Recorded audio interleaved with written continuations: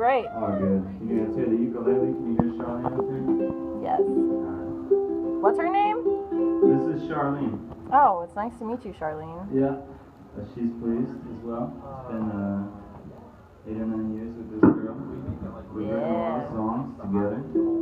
She's been all over the country, Puerto Rico and back. Oh, yeah. Oh, yeah.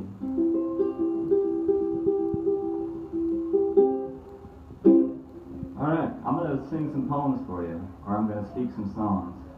You decide.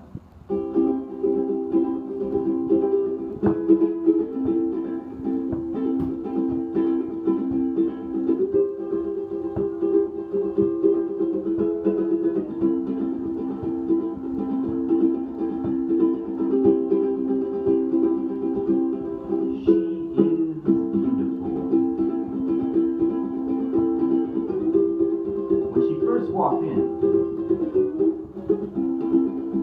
I didn't see her. When I turned to my right, she appeared.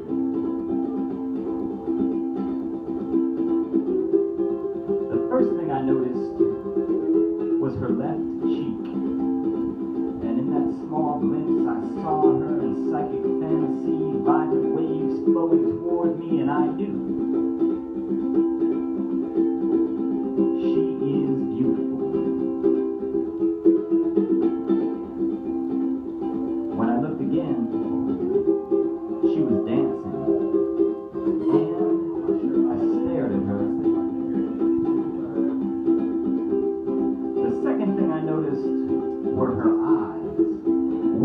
of years, and I thought her soul is not as young as I had first imagined.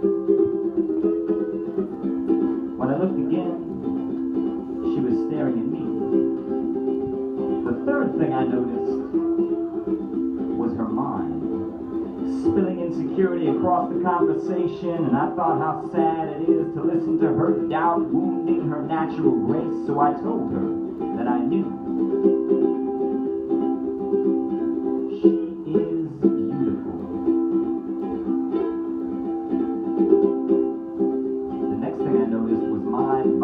Rising, flushed with blood-warm skin, and I felt desire tempered by prudence. Confidence blended with anxiety.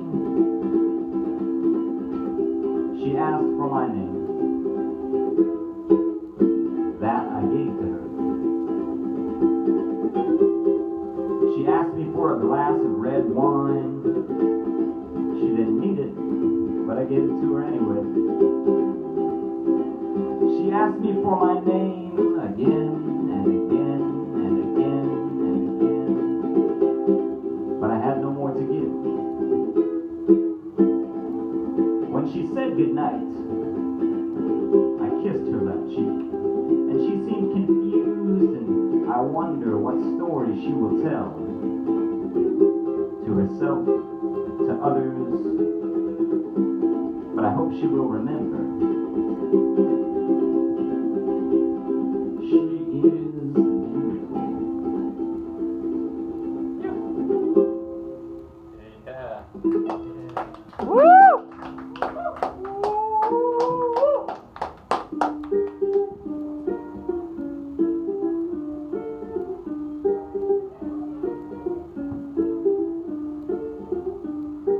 What does a blind cat dream? Imagine your waking world burst into blackness, high pressure, heart-shattering scenery. Your kingdom reduced to a few small rooms, bumping into walls to find your way.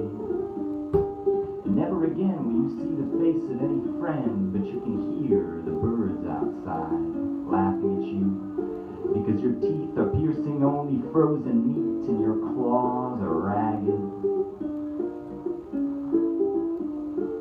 Night is no different from day, but quieter.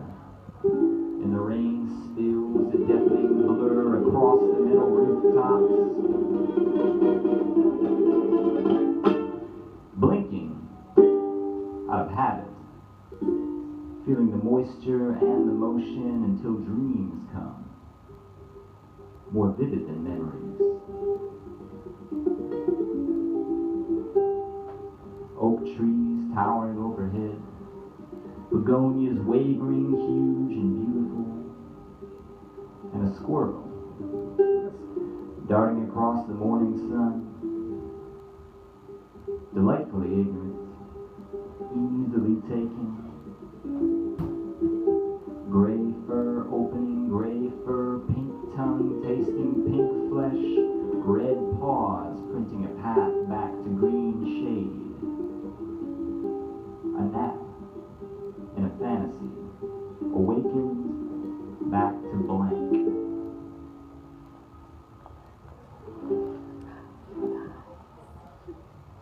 Thank you guys. Woo!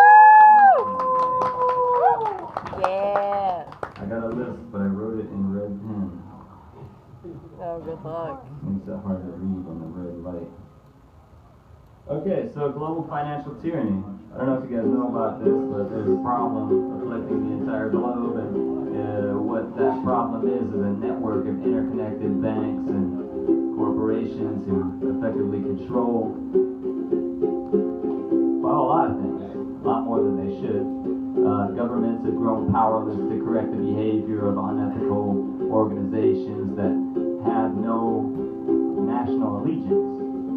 And so they dump oil wherever they please. They'll break all the laws of whatever country they operate in. Well, fuck that. Where are his references? And so this song is specifically about one of those organizations known as HSBC Bank.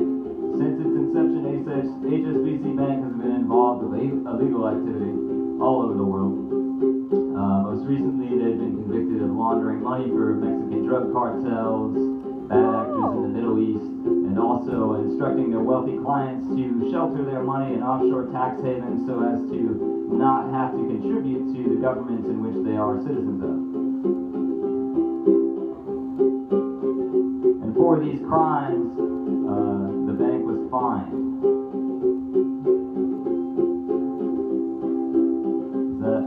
Sean's the only one picking up on the irony here. You punish a bank by fining it money. That doesn't make a lot of sense to me. No.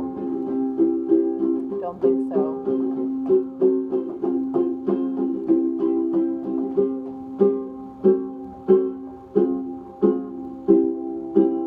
A shrug of the shoulders, a flick of the wrist, a gun in a holster, a barrel of fish, cash rules everything, being poor as a bitch. Trickle-down economics is a fancy way to say you can eat my shit. You can struggle to catch the carrot tied to the stick, but the Lord owns the land. You're just paying him for it. You can save your wages, but the bank owns the money. They'll tell you what it's worth. They're playing us all for dummies. Mortgage-backed securities were only a hint. Banks don't serve customers. They collude and get rich. They get caught and walk with a slap on the wrists. Selling drugs is a crime with a minimum mandatory. Laundering cash for drug dealers is a business decision. Self-explanatory. HSBC handled money for terrorists, and the U.S. Department of Justice found them guilty of this, and Lanny Brewer explained how the size of the fish is a direct inverse to the size of the punishment, and $2 billion from a bank is kind of a joke. It's like going to Buffalo and bringing back 2 buckets of snow. $2 billion sounds like a lot to the man on the street.